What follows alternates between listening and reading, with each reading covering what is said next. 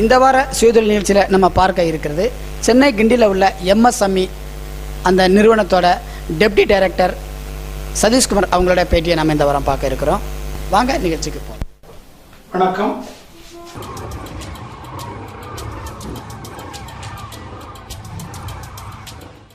MSME அப்படிங்கிறது ஒரு மத்திய அரசு நிறுவனம். இது புதிதாக தொழில் தொடங்க ஆரம்பிப்பவர்களுக்கும் தொழில் நடத்தி கொண்டிருப்பவர்களுக்கும் மற்றும் வேலை வாய்ப்பு தேடிக்கொண்டிருக்கும் இளைஞர்களுக்கும் உதவக்கூடிய ஒரு அரசு அலுவலகமாகும்.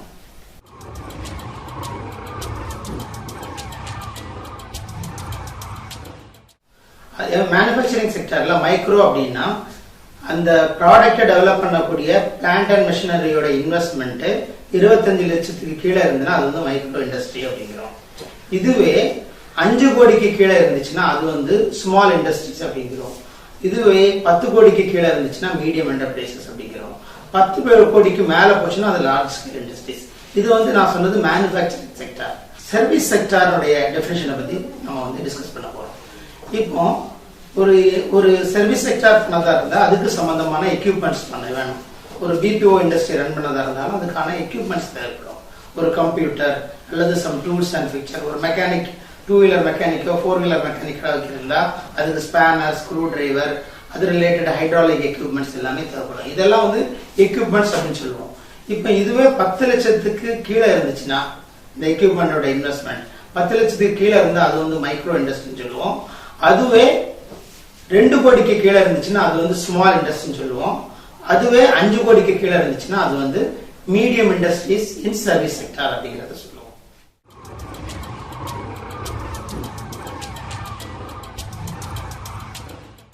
MSME டெவலப்மெண்ட் இன்ஸ்டிடியூட் இன்னைக்கு பாத்தீங்கன்னா புதிதாக தொழில் ஆரம்பிக்கிறவங்களுக்கு உதவி செய்யுது. அதே மாதிரி தொழில் ஆரம்பிச்சு அதை நல்ல முறையில இன்னும் ஃபர்தரா எக்ஸ்பான்ஷன் பண்ணி அவங்க தொழிலை எப்படி சக்சஸ்ஃபுல்லா கொண்டு போகணும் அப்படிங்கிறதுக்கு நம்ம உதவி பண்றோம்.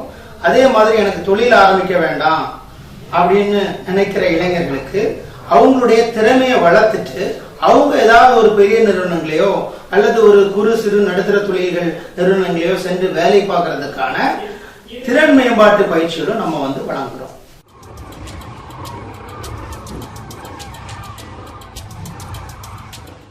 புதிதாக தொழில் ஆரம்பிக்கிறவங்க அவங்க என்ன தொழில் ஆரம்பிக்கணும் அப்படின்னு விருப்பப்படுறவங்க MSME DA சென்னையை கான்டாக்ட் பண்ணலாம். ஏன்னா புதிதாக தொழில் ஆரம்பிக்கும் போது என்ன தொழில் ஆரம்பிக்கிறாங்கிற அந்த ஒரு குழப்பம் பொதுவாக எல்லாருக்குமே இருக்கக்கூடிய ஒரு விஷயம்.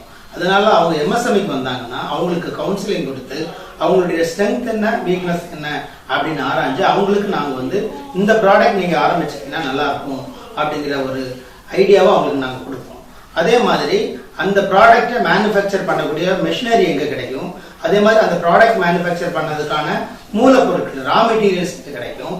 அதே மாதிரி MSMEல எப்படி ரெஜிஸ்டர் பண்றது, இன்னைக்கு கவர்மெண்ட்ல MSMEல ரெஜிஸ்டர் பண்ணா ஒரு MSME ரெஜிஸ்டர் யூனிட்னு ஒரு ரெகக்னிஷன் கிடைக்கும். அதனால கவர்மெண்ட்ல இருந்து வரக்கூடிய பல சலுகைகள் அந்த யூனிட்டுக்கு கிடைக்க வாய்ப்பு இருக்கு. அதனால MSMEல எப்படி ரெஜிஸ்டர் பண்றது, அதே மாதிரி NSICல எப்படி ரெஜிஸ்டர் பண்றது, இது மாதிரி மேண்டேட்டரி லைசன்ஸ் குறிப்பா வாட்டர் பாட்டிலிங் பாயிண்ட் யூனிட்னு இருக்குது, பேங்க் யூனிட் இருக்குது. அந்த யூனிட்டுக்கு பாத்தீங்கன்னா ISI முத்திரைங்கிறது கம்பல்சரி. ஈவன் அது ஒரு புது யூனிட்டா இருந்தா கூட. சோ முதல்ல ஸ்டார்ட் பண்ணும் போதே அவங்களுக்கு பியூரோ ஆஃப் இந்தியன் ஸ்டாண்டர்ட்ல லைசன்ஸ் வாங்கணும். இதே மாதிரி ஒரு ஃபுட் சம்பந்தமான யூனிட்டா இருந்தா அவங்களுக்கு FASI அப்படிங்கிற ஒரு அமைப்புல லைசன்ஸ் வாங்கணும். இப்படி எது மேண்டேட்டரி லைசன்ஸ் இருக்கோ அது என்னென்ன வாங்கணுங்கிறதை நாங்க அவங்களுக்கு கைட் பண்ணி அரசாங்கத்துல என்னென்ன ப்ரொசீஜர் இருக்குதோ அவங்க என்ன ரெஜிஸ்ட்ரேஷன் பண்ணணும், மேண்டேட்டரி என்ன ஸ்டாச்சுரி லைசன்ஸ் இதெல்லாம் ஆராய்ஞ்சு அவங்களுக்கு நாங்க கைட் பண்ணுவோம்.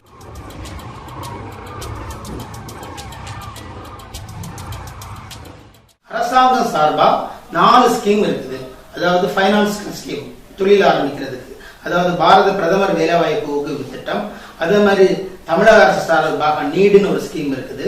இது போக மத்திய அரசு சார்பா credit guarantee fund trust scheme அப்படின்னு ஒரு ஸ்கீம் இருக்கு. இது போக இப்ப ரீசெண்டா நமது பிரதமர் அறிவித்த முத்ரா ஸ்கீம் அப்படிங்கிற ஸ்கீம் இந்த 4 ஸ்கீமும் புதிதாக தொழில் ஆரம்பிக்கிறவங்களுக்கு பைனான்சியல், அதாவது ஒரு லோன் கொடுத்து உதவி செய்து அவங்களை ஊக்குவிக்கப்படுத்தி தொழில் ஆரம்பிக்கிறதுக்காக பயன்படுத்தப்படுகிறது.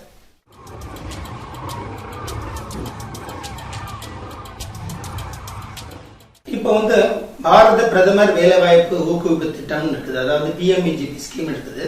இது வந்து ஒரு மத்திய அரசு ஸ்கீம். ஆனா அந்த மத்திய அரசு ஸ்கீம் வந்து பாத்தீங்கன்னா மாவட்ட தொழில் மையம் மூலமா அந்த ஸ்கீம் வந்து நம்ம இம்ப்ளிமெண்ட் பண்றோம். இன்னைக்கு தமிழ்நாட்டில் பாத்தீங்கன்னா 32 மாவட்டங்கள் இருக்குது. இந்த 32 மாவட்டத்திலையும் மாவட்ட தொழில் மையம் இருக்குது. அந்த தொழில் மையத்தின் மூலமா இந்த ஸ்கீம் நம்ம இம்ப்ளிமெண்ட் பண்றோம். சோ இப்போ இந்த PMEGP ஸ்கீம் மூலமா யாராவது லோன் அவைல் பண்ணணும் அப்படின்னா யார் எந்தெந்த மாவட்டத்தில் இருக்காங்களோ அந்தந்த மாவட்டத்தினுடைய மேலாளர் ஜெனரல் மேனேஜரை நீங்க போய் பார்த்து அதற்கான அப்ளிகேஷனை வாங்கிட்டு வந்து உங்களுக்கு ஃபில்அப் பண்ணதுல ஏதாவது டவுட் இருந்தா நீங்க MSME கேட்டுக்கலாம், அல்லது அங்குள்ள அதிகாரிகளையும் கேட்டு அதை ஃபில்அப் பண்ணி நீங்க அவங்கள்ட்ட கொடுத்தீங்கன்னா அங்க மந்த்லி மீட்டிங் வச்சு உங்களுடைய ப்ராஜெக்டை வந்து ஒரு பிசினஸ் ஆரம்பிக்கிறதுக்கான வயபிள் இருக்கான்னு டெஸ்ட் பண்ணுவாங்க.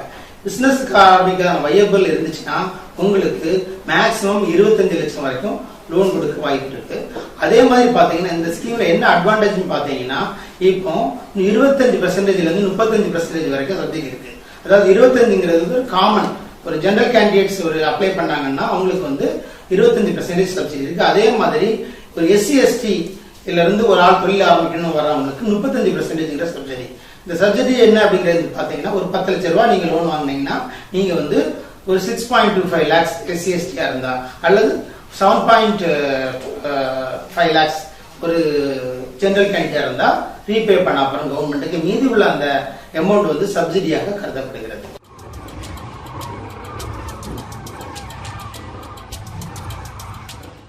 தமிழ்நாடு கவர்மெண்டோட நீட் அப்படிங்கிற ஸ்கீம் வந்து இருக்குது.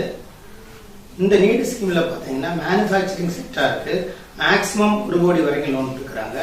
அதே மாதிரி இது நார்மல் அந்த PMEGP ஸ்கீம் மாதிரி இதுக்கும் சப்சிடிஸ் கொடுக்குறாங்க. ஸோ இந்த ஸ்கீம் பாத்தீங்கன்னா வந்து தமிழ்நாடு அளவுல வந்து இன்னைக்கு நிறைய பேர் ஆரம்பிச்சு லோன் வாங்கி பிசினஸ் ஸ்டார்ட் பண்ணியிருக்காங்க.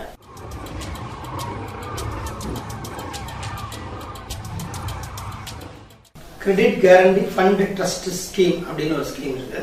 இந்த ஸ்கீம்ல பாத்தீங்கன்னா மேக்சிமம் 1 கோடி வரைக்கும் கொலாட்ரல் செக்யூரிட்டி தேவையில்லாம அரசாங்கம் வந்து அதாவது மத்திய அரசாங்கம் வந்து லோன் கொடுக்குறாங்க. இது இம்ப்ளிமெண்ட் ஏஜென்சி யாரு அப்படின்னு பாத்தீங்கன்னா SIDBI, அதாவது small industries development bank of India. இவங்க என்ன பண்றாங்க த்ரூ அதர் பேங்க்ஸ் மூலமா ரீஃபைனான்ஸும் பண்றாங்க. ஸோ இதுல என்ன ஒரு முக்கியமான விஷயம் என்ன அப்படின்னு பாத்தீங்கன்னா கவர்மெண்டே வந்து உங்களுக்காக ஒரு செக்யூரிட்டி சைன் போடுறாங்க லோன் வாங்குறதுக்காக பேங்கர்ஸ். இதுதான் ஒரு அட்வான்டேஜ். ஸோ உங்களுடைய ப்ராடக்ட் வந்து இன்னோவேட்டிவாவோ நல்ல ஒரு மார்க்கெட்டுக்கு டிமாண்ட் உள்ள ப்ராடக்டா இருந்தா கண்டிப்பா இந்த ஸ்கீம் மூலமா நீங்க மேக்சிமம் 1 கோடி வரைக்கும் விதவுட் இது கொலாட்ரல் செக்யூரிட்டி இல்லாம லோன் வாங்குறதுக்கான வாய்ப்புகள் இருக்கிறது.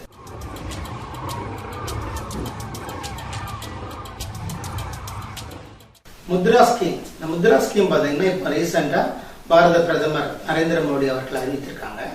இந்த ஸ்கீம் பாத்தீங்கன்னா வந்து மினிஸ்ட்ரி ஆஃப் MSME எனியத்தர் MSME கீழே வரதில்லை. இது வந்து டைரக்டா மினிஸ்ட்ரி ஆஃப் எக்ஸ்பெண்டிச்சர் அதாவது ரெவன்யூ இதுல இருந்து வருது. இது வந்து இம்ப்ளிமெண்டிங் ஏஜென்சி பாத்தீங்கன்னா பேங்கர்ஸ் தான். ஸோ நீங்க வந்து முத்ரா ஸ்கீம் அப்ளை பண்ணா டைரக்டா பேங்கை போய் அப்ரோச் பண்ணி உங்களுடைய ப்ராஜெக்டை சொல்லி அதற்கான ப்ரொபோசல் கொடுத்தீங்கன்னா அவங்க வந்து உங்களுக்கு வந்து டைரக்டா லோன் கொடுக்கறதுக்கான வாய்ப்புகள் இருக்கு.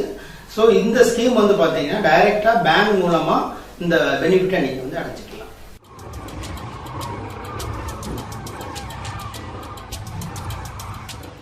புதிதாக தொழில் ஆரம்பிக்கிறவங்க பாத்தீங்கன்னா இந்த முக்கியமான 4 ஸ்கீம் இருக்கு. அதாவது பாரத பிரதமர் வேலைவாய்ப்பு ஊக்குவிப்பு திட்டம் PMEGP ஸ்கீம். இது வந்து அனைத்து மாவட்ட தொழில் மையம் மூலம் இந்த ஸ்கீம் இயக்கப்படுது. அடுத்தது பாத்தீங்கன்னா வந்து நீட் ஸ்கீம். இது கவர்மெண்ட் ஆஃப் தமிழ்நாடோட ஸ்கீம். மேக்சிமம் 1 கோடி வரைக்கும் லோன் வழங்கப்படுகிறது. அதே மாதிரி credit guarantee fund trust scheme. இது வந்து ஒரு மத்திய அரசு ஸ்கீம். இது SIDBI மூலமா டைரக்டாவும் அல்லது ரீஃபைனான்ஸ் மூலம் அதர் பேங்க்ஸ் நேஷனலைஸ் பேங்க்ஸ் கொடுக்குறாங்க. இதுல பாத்தீங்கன்னா 1 கோடி வரைக்கும் கொலாட்ரல் செக்யூரிட்டி இல்லாம லோன் கொடுக்குறாங்க. இது போக இப்ப ரீசெண்டா அறிவித்த முத்ரா ஸ்கீம். இந்த 4 ஸ்கீம் இப்போ பாத்தீங்கன்னா தொழில் ஆரம்பிக்கிறவங்களுக்கு ஒரு பெரிய வரப்பிரசாதம் என்று சொல்லலாம்.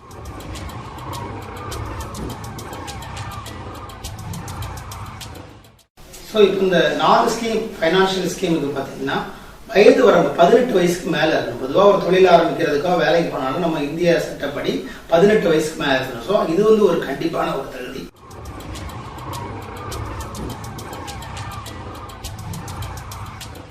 இந்த RBI reserve bank of India வந்து என்னன்னா சர்க்குலர் கொடுத்திருக்காங்க. அதாவது மேக்சிமம் 10 லட்சம் வரைக்கும் எந்த விதமான கொலாட்ரல் செக்யூரிட்டியும் மைக்ரோ ஸ்மால் இண்டஸ்ட்ரீஸ் ஆரம்பிக்கிறவங்களுக்கு கேட்கக்கூடாதுன்னு ஒரு சர்க்குலர் கொடுத்திருக்காங்க. இந்த 2 விஷயமும் நீங்க ஒரு ஃபைனான்ஸ் அவைல் பண்ணும்போது நீங்க தெரிஞ்சுக்க வேண்டிய ஒரு முக்கியமான விஷயமாகும்.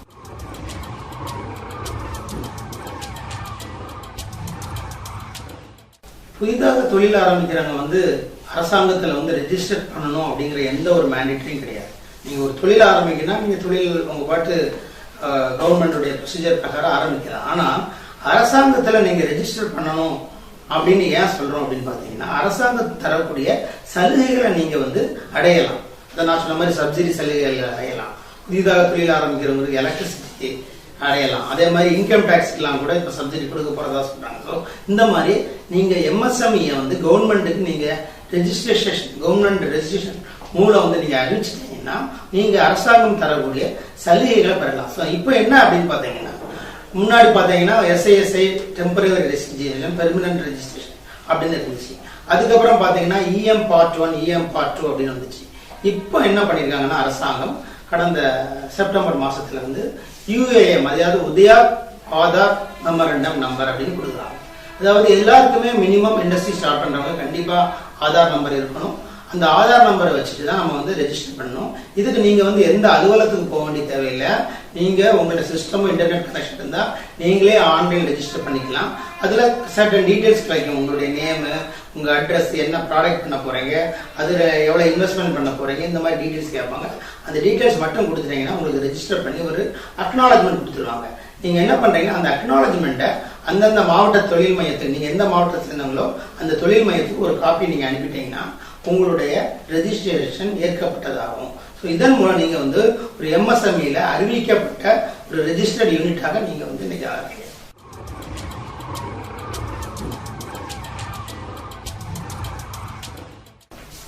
இன்னைக்கு பாத்தீங்கன்னா தொழில் ஆரம்பிக்கிறது ரொம்ப ஈஸி ஆயிடுச்சு.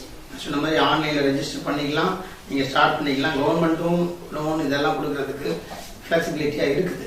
பட் அதே நேரத்தில் இன்னைக்கு காம்படிட்டிவ் வேர்ல்டுல, ஏன்னா வந்து குளோபலைசேஷன் வேர்ல்டு, இன்னைக்கு உலக மயமாக்கல்ல இன்னைக்கு எம்எஸ்எம்இ ஒரு ரன் பண்ணணும் அப்படிங்கிறது ஒரு பெரிய சேலஞ்ச், சவாலா இருக்குது.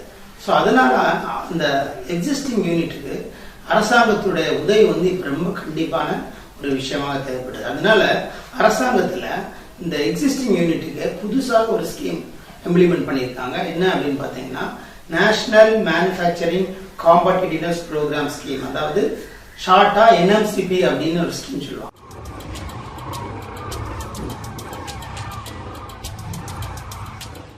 ஸோ இந்த ஸ்கீம் மூலம் ஒரு 10 இம்பார்ட்டன்ட் காம்பனன்ட் ஐடென்டிஃபை பண்றாங்க. எங்க நம்ம இந்தியன் எம்எஸ்எம்இ மற்ற உலக அளவு எம்எஸ்எம்இயோட கம்மியா இருக்குது, எங்க இவங்க வந்து அவங்களுடைய அந்த நாலேஜ் இன்க்ரீஸ் பண்ணணும் அப்படிங்கிறத ஐடென்டிஃபை பண்ணிட்டு அந்த 10 காம்போனன்ட்ல நம்ம இந்தியன் எம்எஸ்எம்இஸ்டைய தரத்தை நம்ம வந்து உயர்த்துறோம். ஸோ இதுதான் பாத்தீங்கன்னா நம்ம வந்து எக்ஸிஸ்டிங் இண்டஸ்ட்ரீஸுக்கு நம்ம பண்ணக்கூடிய ஒரு முக்கியமான ஒரு உதவியா.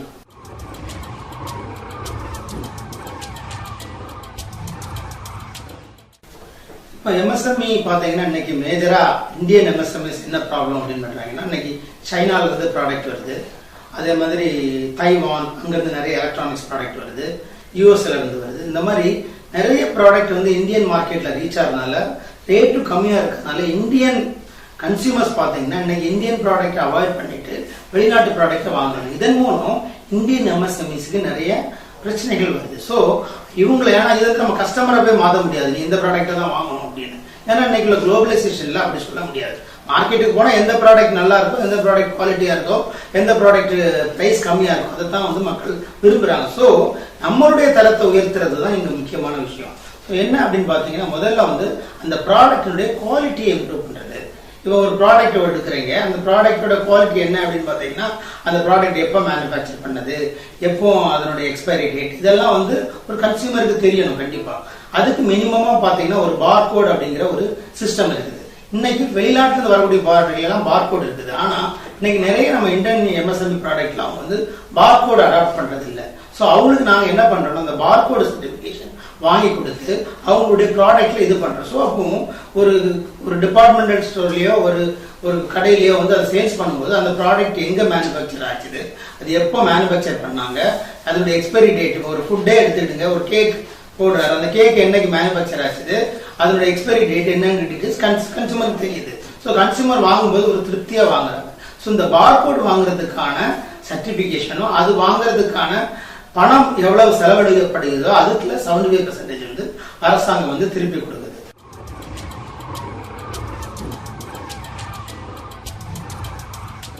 கிளஸ்டர் டெவலப்மெண்ட் ப்ரோக்ராம் அப்படின்னு ஒரு காம்பனன்ட். அதாவது இந்த கிளஸ்டர் டெவலப்மெண்ட் அப்படிங்கிறது வந்து ஒரு பர்டிகுலர் ஜியோகிராபிக்கல் லொகேஷன்ல ஒரு இடத்துல ஒரே மாதிரி தொழில ஒரு 20க்கும் மேற்பட்ட இண்டஸ்ட்ரீஸ் சேர்ந்து பண்ணாங்கன்னா அவங்களுக்கு அரசாங்கம் மேக்சிமம் 15 கோடி கொடுக்குது. ஃபார் எக்ஸாம்பிள் நீங்க சிவகாசி எடுத்துட்டீங்கன்னா சிவகாசியில ஃபயர் ஒர்க்ஸ் இருக்குது, அதே மாதிரி சிவகாசியில வந்து மேட்ச் ஸ்டிக் இருக்குது, சிவகாசியில வந்து பிரஸ் இது இருக்குது. ஸோ இந்த மாதிரி நிறைய யூனிட் இருக்குது. ஒரு குரூப்பா ஒரே ஆக்டிவிட்டியில காஞ்சிபுரம்ல எடுத்தா சில்க் இருக்குது, அதே மாதிரி நாமக்கல்ல முட்டை இருக்குது. ஸோ அப்ப இவங்களுடைய தேவைகள், வேலைகள், அவங்களுடைய மார்க்கெட்டிங் எக்ஸ்பெக்டேஷன் எல்லாமே ஒரே மாதிரி இருக்கும். இப்போ அவங்களுக்கு வந்து இப்போ நம்ம வந்து டொமஸ்டிக் மார்க்கெட் அல்ல நம்மளுடைய டார்கெட், இப்போ international market target. So international டிமாண்டை இவங்க எப்படி மீட் பண்றாங்க அப்படின்னு பாத்தீங்கன்னா அதுக்கு என்ன பண்றாங்கன்னா அரசாங்கம் ஒரு 15 கோடி கொடுத்து அவங்களுக்கு ஒரு லேண்டு, ஒரு காமன் மெஷினரி, காமன் பிளாட்ஃபார்ம் எல்லாம் கொடுத்து அவங்க ஒரே இடத்துல தயாரிச்சு ஒரே இடத்துல கண்டெய்னர்ல கொண்டு போய் எக்ஸ்போர்ட் பண்ற மாதிரி. ஸோ வரக்கூடிய லாபத்தை அந்த 20 யூனிட் பிரிச்சுக்கலாம். ஸோ இப்போ ஒரு அமெரிக்கால இருந்து ஒரு ப்ராடக்ட் வந்து ஒரு நாளைக்கு அவங்க ஒரு 20,000 ப்ராடக்ட் கேட்டாங்கன்னா இந்த 20 யூனிட்டை தனித்தனியா அவங்க அப்ரோச் பண்ணும்போது அவங்களுக்கு வந்து பிசினஸ் ப்ரொசீஜர்ல நிறைய கஷ்டங்கள். ஒரு யூனிட்டுக்கு அக்ரிமெண்ட் போடணும், இன்னொரு யூனிட்டுக்கு அக்ரிமெண்ட் போடணும், இப்படி நிறைய பிரச்சனை இருக்கு. அதே இது இந்த 20 யூனிட் சேர்ந்து ஒரு யூனிட் ரீடரை எடுத்துட்டு அவங்க அந்த யூஎஸ் ஃபேம் கூட கான்டாக்ட் பண்ணி ஒரு சமரசமா ஒரு பிசினஸ் ஸ்டார்ட் பண்ணாங்கன்னா யூஎஸ் ஃபேமுக்கு வந்து ஈஸியா இருக்கும் டை அப் பண்றதுக்கு. அப்ப என்ன ஆகும், அட் டைம் அவங்க கிடைக்கிற அந்த 20,000 ப்ராடக்ட்டும் கிடைச்சிருது. ஸோ இதுதான் அந்த கிளஸ்டர் டெவலப்மெண்ட் ப்ரோக்ராமோட ஒரு முக்கியமான ஒரு விஷயம். ஸோ இது வந்து நான் சொல்றது வந்து 2வது ஸ்கீம். இப்போ 3வது ஸ்கீம் பாத்தீங்கன்னா வந்து டிசைன் கிளினிக். இன்னைக்கு வந்து நம்ம வந்து டிசைன்ல அதிகமா முக்கியத்துவம் கொடுக்குறது. ப்ராடக்ட் வருது, அது நல்ல ஒர்க் ஆகுதான்னு பாக்குறோமே தவிர அது அதனுடைய அப்பியரன்ஸ், அதனுடைய இன்னைக்கு ஒரு மொபைல் போறோம், ஒரு மொபைல் வாங்குறதுக்காக ஒரு மொபைல் ஷாப்புக்கு போனோம் அப்படின்னு பாத்தீங்கன்னா எல்லாருடைய ஸ்பெசிபிகேஷனும் ஒரே மாதிரி தான் இருக்கு. 4GB ராங்கிறாங்க, இவ்வளவு ஹை டெஃபினிஷன் பிக்சல்ஸ் எல்லாமே சொல்றாங்க. பட் நம்ம என்ன பண்றோம், அதுல என்ன டிசைன் நம்ம கைக்கு அடக்கமா இருக்குதா, நம்ம பாக்குறதுக்கு அழகா இருக்குதா. இன்னைக்கு சாம்சங் மார்க்கெட்ல ஹிட் ஆகணும் அப்படின்னா நிறைய டிசைன்ஸ் கொடுக்குறாங்க. ஸோ அப்போ இந்த டிசைன்ஸ் ஆஃப் த ப்ராடக்ட் வந்து நிறைய கம்பெனி வந்து இன்ட்ரெஸ்ட் காமிக்கிறது இல்லை. ஸோ அவங்களுடைய ப்ராடக்டை நல்ல டிசைனா வடிவமைச்சு ஒரு கன்சியூமர் என்ன எதிர்பார்க்கணுங்களோ அதுக்கான டிசைனை கொடுக்கறதுக்கு இன்னைக்கு நேஷனல் இன்ஸ்டியூட் ஆஃப் டிசைன் இருக்கு, அவங்களுடைய நாங்கள் அக்ரிமெண்ட் போட்டிருக்கோம்.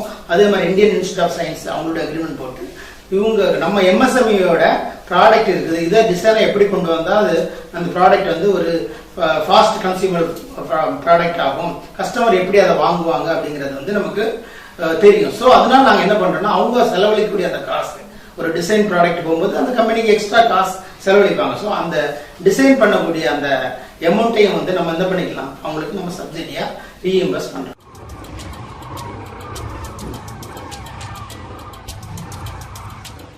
IPR, intellectually property rights. இன்னைக்கு நிறைய எம்எஸ்எம்இஸ்க்கு ஐபிஆர்னா என்னன்னே தெரியாது. ஆனா வெளிநாட்டு நிறுவனங்கள் சின்ன எம்எஸ்எம்இ இருந்தா கூட ஒரு ஐபிஆர் வச்சு நிறைய சம்பாதிக்கிறாங்க. ஸோ அந்த ஐபிஆரை பத்தி அவேர்னஸ் கொடுத்து நம்ம வந்து அவங்களுக்கு சப்சிடியும் கொடுக்குறோம். ஒரு பேட்டன்ட் எடுக்கிறதுக்கோ, ஒரு ட்ரேட்மார்க் எடுக்கிறதுக்கோ, காப்பிரைட் பண்றதுக்கோ எல்லாத்துக்குமே நம்ம வந்து சப்சிடி கொடுக்குறோம். அதே மாதிரி பாத்தீங்கன்னா ICT, information and communication tools மட்டும் ஒரு இருக்குது. அதாவது இன்னைக்கு பாத்தீங்கன்னா நிறைய இண்டஸ்ட்ரீஸ் வந்து ஐடி இன்ஃப்ராஸ்ட்ரக்சர் நிறைய இன்வெஸ்ட்மெண்ட் பண்றாங்க, தேவையே கூட இருக்காது. அவங்க வந்து இ காமர்ஸை போடுவாங்க அல்லது டேலி போடுவாங்க. ஸோ அவங்களுக்கு என்ன ரெக்குவயர்மெண்ட் இருக்கோ அதுக்கு தக்கன இந்த கிளவுட் கம்ப்யூட்டிங் கான்செப்ட்ல அந்த ஐசிடி ஸ்கீம் எம்எஸ்எம்இல வந்து ஒரு வெகு விரைவாக நாங்கள் வந்து இம்ப்ளிமெண்ட் பண்றது இருக்கிறோம். இதன் மூலம் எம்எஸ்எம்இ வந்து அவங்களுக்கான ஐடி இன்ஃப்ராஸ்ட்ரக்சர் பண்ண வேண்டிய தேவையில்லை, கவர்மெண்டே அதற்கான செலவை ஏற்றுக்கிறதுக்கான வாய்ப்புகள் இருக்குது. அதே மாதிரி பார்த்தீங்கன்னா இன்னைக்கு வந்து மினி டூல் ஒரு பார்த்தீங்கன்னா ஒரு இண்டஸ்ட்ரி வந்து ஒரு ப்ராடக்டை மேனுஃபேக்சர் பண்றாங்க, அதில் மெக்கானிக்கலோ எலக்ட்ரானிக்ஸோ ஐடி இப்படி பல விதமான இன்ஜினியரிங் டிசிப்ளின் அதில் இன்வால்வ் ஆகிருக்கும். ஸோ இதெல்லாம் ஒரு இண்டஸ்ட்ரீஸ்ல தனியாக வச்சிருக்க முடியாது. அதற்காக அவங்களுக்கு ஒரு காமன் பிளேஸ்ல அவங்களுக்கு தேவையான அனைத்து மிஷினரி எக்யூப்மெண்ட்டையும் கவர்மெண்ட் வந்து இன்வெஸ்ட்மெண்ட் பண்றதுக்கு ரெடியாக இருக்காங்க.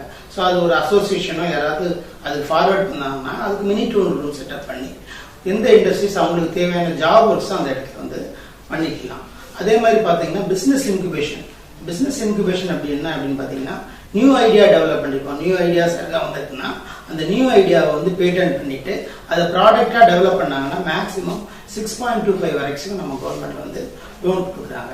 அதே மாதிரி இன்னைக்கு இந்த 4 ஸ்கீம் கூட இன்னும் என்ன ஸ்கீம் இருக்கு அப்படின்னு பார்த்தீங்கன்னா மார்க்கெட்டிங் அசிஸ்டன்ஸ். இன்னைக்கு பார்த்தீங்கன்னா நிறைய பேர் நம்ம ப்ராடக்ட் பண்றோம், ஆனால் நம்ம பண்ற ப்ராடக்ட் வந்து வெளியுலகத்துக்கு தெரிஞ்சாதான் வந்து யூஸ்ஃபுல்லா இருக்கும். இந்த வெளியுலகத்துக்கு தெரியணும் அப்படின்னு பார்த்தீங்கன்னா இந்த ப்ராடக்ட் எடுத்து கொண்டு போய் வெளியுலகத்துல அதை டிஸ்பிளே பண்ணும். அதனால இந்திய அரசாங்கம் நிறைய ட்ரேட் ஃபேர் நடத்துறாங்க.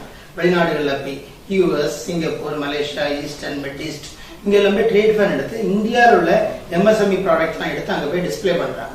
இதன் மூலம் அங்கிருந்து வரக்கூடிய என்கொயரி அந்த ரெஸ்பெக்டிவ் இண்டஸ்ட்ரிக்கு தெரிவிச்சுறாங்க. ஸோ இது வந்து பாத்தீங்கன்னா ஒரு மார்க்கெட்டிங் அசிஸ்டன்ஸ். இந்த மார்க்கெட்டிங் அசிஸ்டன்ஸ் இப்போ வந்து மேனுவலா இல்லாம டிஜிட்டல் சைட்லையும் வந்து மார்க்கெட்டிங் கொண்டு வந்து அதன் மூலம் ஒரு இந்தியன் MSMEஸ்க்கு ஆன்லைன் மார்க்கெட்டிங் மூலமாகவும் அவங்களுடைய ப்ராடக்ட் வந்து உலக அளவுக்கு கொண்டு வந்துட்டாங்க.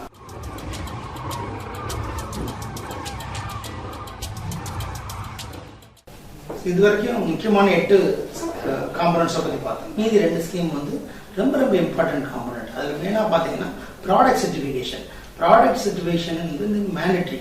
ஏற்கனவே சொன்ன மாதிரி ஒரு வாட்டர் பாட்டில் பண்ணா அதுக்கு ISO மேண்டேட்டரி. அது மாதிரி ஒரு ஃபுட் ட்ரிங்க்ஸோ ஒரு சாஃப்ட் ட்ரிங்க்ஸோ பண்ணீங்கன்னா அதுக்கும் ISI FASI லைசன்ஸ் மேண்டேட்டரி. அது மாதிரி ஒரு எலக்ட்ரிக்கல் ப்ராடக்ட் மேனுஃபேக்சர் பண்ணீங்கன்னா அதுக்கும் ISI ஸ்டாண்டர்ட். இப்போ ஒரு டிரான்ஸ்ஃபார்மரோ ஒரு ரிலேயோ ஏதோ ஒரு காம்பனன்ட் மேனுஃபேக்சர் பண்ணதா இருந்தாலும் ஒவ்வொன்றுக்கும் ஸ்டாண்டர்ட்ஸ். இப்போ வந்து இன்டர்நேஷனல் ஸ்டாண்டர்ட்ஸ் மாதிரி இந்த ப்ராடக்ட் சர்டிஃபிகேஷன் வந்து அதாவது இந்தியன் ஸ்டாண்டர்ட்ஸும் இருக்குது, இன்டர்நேஷனல் ஸ்டாண்டர்ட்ஸ் இந்த ரெண்டுக்கும் வந்து மேக்ஸிமம் 75% வரைக்கும் நம்ம வந்து சப்சிடி கொடுக்குறோம். ISO reimbursement scheme. இந்த ஸ்கீம் பார்த்தீங்கன்னா இன்னைக்கு எந்த ஒரு ப்ராடக்டையும் நீங்க ஒரு வெளிநாட்டுக்கு நீங்க எக்ஸ்போர்ட் பண்ணதா இருந்தாலும் சரி, நீங்க ஏதாவது ஒரு இம்போர்ட் பண்ணதா இருந்தாலும் இன்னைக்கு ஒரு ISO ஸ்டாண்டர்ட் அப்படிங்கிறது வந்து ரொம்ப முக்கியமான விஷயம். ஏன்னா அது வந்து இன்டர்நேஷனல் ஸ்டாண்டர்ட். ஸோ அந்த ISO ஸ்டாண்டர்ட் பிரகாரம் நீங்க ப்ராடக்ட் பண்றீங்களா, உங்களுடைய சிஸ்டம் சர்வீஸ் ISO ஸ்டாண்டர்ட் பிரகாரம் நீங்க ப்ரொவைட் பண்றீங்களா அப்படின்னா இந்த ISO நீங்க வந்து வாங்கினீங்கன்னா அந்த ISO வாங்குறதுல ரீஇம்பர்ஸ்மெண்ட் பாத்தீங்கன்னா மேக்ஸிமம் 75,000 அல்லது 75% மினிமம் வந்து அவங்க வந்து கவர்மெண்ட் வந்து உங்களுக்கு கொடுக்குறாங்க.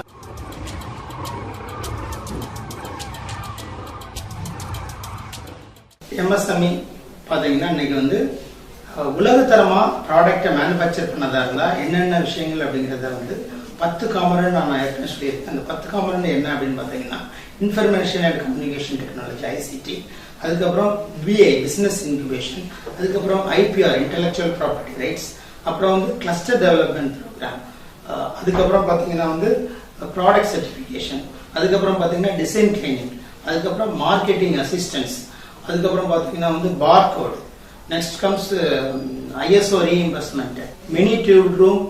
ஸோ இந்த 10 காம்பனன்ட்டும் ரொம்ப முக்கியம். இதற்கான சப்சிடியும் அரசாங்கம் வழங்கி இன்னைக்கு இந்தியன் MSMEஸ்க்கு உதவி பண்ணி அவங்களுடைய பொருளை வந்து உலகத்தரமாக்குவதாக பயனுள்ள ப்ராடக்டா கொண்டு வந்திருக்கு.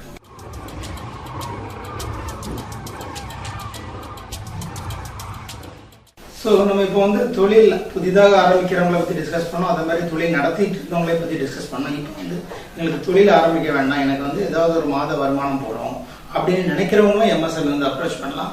அப்படி உள்ளவங்களுக்கு அவங்களுடைய இன்ட்ரெஸ்ட் ஆராய்ஞ்சு அதற்கான கஸ்டமைஸ்டு ஸ்கில் டெவலப்மெண்ட் ட்ரைனிங் அப்படிங்கிற நம்ம ட்ரைனிங் ப்ரோக்ராம் கொடுக்குறோம். இதுல பாத்தீங்கன்னா மோர் தேன் 100 டாபிக்ஸ்ல எல்லாமே பாத்தீங்கன்னா ஒரு 5 நாள்ல இருந்து 1 மாசம் வரைக்கான டியூரேஷன்ல நிறைய விதமான ட்ரைனிங் ப்ரோக்ராம்ஸ். ஃபார் எக்ஸாம்பிள் வந்து advertisement film making, digital marketing, cloud computing, big data, search engine optimisation, அது மாதிரி இண்டஸ்ட்ரியல் கண்ட்ரோல் ஆட்டோமேஷன். இப்படி டெக்னிக்கல்ல பாத்தீங்கன்னா mechanical, electrical, electronics, computer, food, leather, garments, glass and ceramics, எது நம்ம வந்து ஈவன் கன்ஸ்ட்ரக்ஷன், சிவில் கன்ஸ்ட்ரக்ஷன், இப்படி எல்லா துறையிலையும் நம்ம வந்து ஸ்கில் டெவலப்மெண்ட் ட்ரைனிங் கொடுக்குறோம். அதனால ஒரு ஆள் வந்து இப்போ வந்து எனக்கு வேலையே கிடைக்கல, நான் ஸ்கூல் ட்ராப் ஆகிட்டேன், எனக்கு யாருமே வேலை தரலாம் கூட அவங்க வந்து நம்மளை அப்ரோச் பண்ணி இந்த ட்ரைனிங்கை தகுந்த ட்ரைனிங் எடுத்து அரசாங்க சர்டிஃபிகேட் வாங்கிட்டாங்கன்னா அது அவங்களுக்கு ஒரு வேலைக்கு போறதுக்கு ஒரு உதவியா இருக்கும். ஸோ இந்த மாதிரி ஸ்கில் டெவலப்மெண்ட் ட்ரைனிங் வந்து குறைந்த நிறுவனம் பண்ணுவோம். அதுவும் மத்திய அரசான MSME வந்து இந்த மாதிரி பயிற்சிகள் வந்து சென்னையில் ரொம்ப பிரபலமான பயிற்சிகள். இன்னைக்கு நிறைய பேர் பயிற்சி அடைஞ்சிட்டு இன்னைக்கு தொழில் ஆரம்பிச்சிருக்காங்க, வேலைக்கு போயிருக்காங்க. இந்த மாதிரி அவங்களுடைய வாழ்வாதாரத்தை அவங்களே பார்க்கறதுக்கான வழியை வந்து நம்ம வந்து MSME வந்து கொடுக்குது.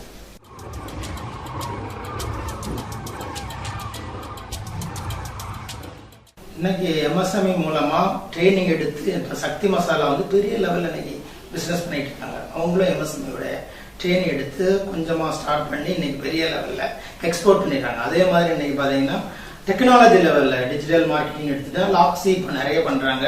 புதுசா புக்ஸ் எழுதிருக்காங்க டிஜிட்டல் மார்க்கெட்டிங்ல. இது வரைக்கும் இந்தியாவில் புக்கே கிடையாது, ஒரு புக்கே போட்டுருக்காங்க. ஸோ அந்த மாதிரி நிறைய பெரிய பெரிய இண்டஸ்ட்ரீஸ், அதாவது ஈவன் முதல் செய்தி டிவி கூட அந்த அவரோட நிறுவனர் வந்து நம்ம இதில் என்டர்பிரினர் டெவலப்மெண்ட் ட்ரைனிங் எடுத்து இன்னைக்கு பெரிய லெவலில் அவங்க வந்து லைவ் டிவி ஷோ பண்றாங்க. அதே மாதிரி நிறைய ஃபிலிம் ஆட்ஸ் இதெல்லாம் ரெடி பண்ணி இன்னைக்கு இண்டஸ்ட்ரீஸ்க்கும் உதவி பண்ணிட்டு இருக்காங்க. ஸோ இது வந்து பார்த்தீங்கன்னா இன்னைக்கு அம்பத்தூர்ல இருக்கிற இண்டஸ்ட்ரீஸ்லையும் சரி, கிண்டியோ, ஈவன் இந்தியாவில் தமிழ்நாட்டில் இருக்கிற எல்லா மேஜர் இண்டஸ்ட்ரீஸும் பார்த்தீங்கன்னா MSME DA சென்னையில் ஏதோ ஒரு வகையில் டெவலப்மெண்ட் யூஸ் பண்ணி, ஸ்கீமை யூஸ் பண்ணி அவங்களுடைய அந்த தரத்தை உயர்த்திட்டு வராங்க. ஸோ அதுக்கு நாங்கள் வந்து பெரிய பக்கபலமா இருக்கோம். ஸோ இந்த கவர்மெண்டுடைய அந்த சலுகைகளை நீங்க அவேர்னஸ் எடுத்துக்கிட்டு இதை புரிஞ்சுக்கிட்டு உங்களுக்கு இந்த MSME இருந்து என்ன உதவி தேவைப்படுதோ அதை கண்டிப்பா எங்களால் கொடுக்க முடியும் அப்படிங்கிறதையும் சொல்லி நிறைவேற்றுகிறேன். நன்றி, வணக்கம்.